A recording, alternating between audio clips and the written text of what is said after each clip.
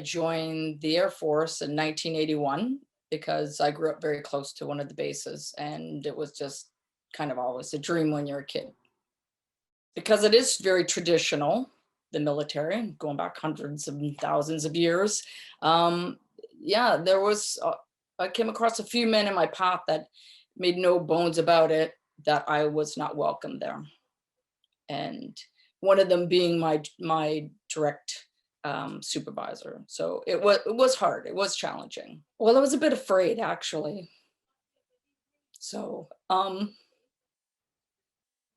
realized that I wouldn't have too many allies because I was at the time the only female on the operations side. I think there was a female photo tech up there, but you're kind of alone. So you had to like pick some really big guys to be your friends, because I needed somebody to watch my back.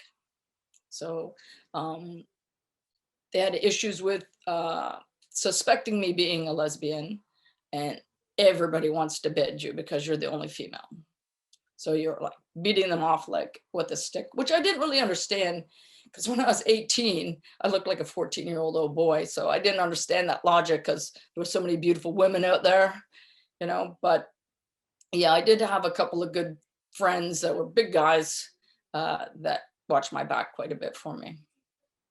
During the purge, the first time that I was arrested at work, um, I was quite embarrassed because I really didn't know what was going on. They weren't telling me what was going on. And again, being naive, I was very trusting. And I knew something wasn't right, but I just went with it. It's just crazy that I just turned off a switch and kind of went in possum mode, I like to call it. I went along for the ride, you know, got interrogated for 8 or 9 hours.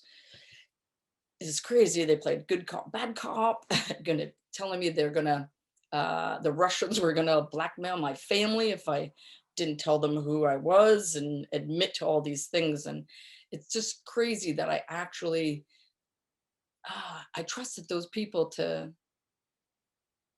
take care of me, and I just felt really betrayed. It was a little bit disheartening, and I remember thinking, did I make a mistake? But I really wanted it, so I just kept going. I was thinking, maybe I'll get posted and it'll be better. I think it's because I never got to do what I wanted. It feels undone, not complete. I mean, if I would have stayed, I'd be retired by now because I'm of that age. But I just I felt a little bit robbed because it was my dream. Not a big dream, but it was mine. Sorry. When I first got out of the military in '89, I was probably on medication for 13 or 14 years. And when I first came to the UK in 2014, I stopped taking medication. When I went through the purge, I considered going back on medication because I wasn't coping very well.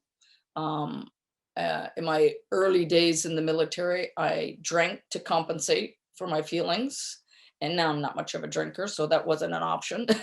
um, but it was affecting my relationship because I was like really lashing out at my partner, but she doesn't understand because she didn't live it and she wasn't there. And I think more, now that I think about it, I was more angry with myself because I think I let a lot of things happen to me that didn't have to happen.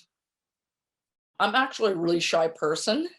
So probably if I hadn't gone through the purge, I wouldn't be speaking to you. So I actually joined the purge late, even though some of the prominent people in the case are some of my best friends. Um, and I just was so apprehensive because I'm shy, and but now I think I'm a much braver person. I've dealt with some of those emotions. I'm not angry. I'm just kind of sad about it now. What do I hope people get from my story? You know, when they hear these stories, they're true. And there's worse stories, worse. Um, it wasn't fair, but it happened. And we're just looking for recognition that it did happen.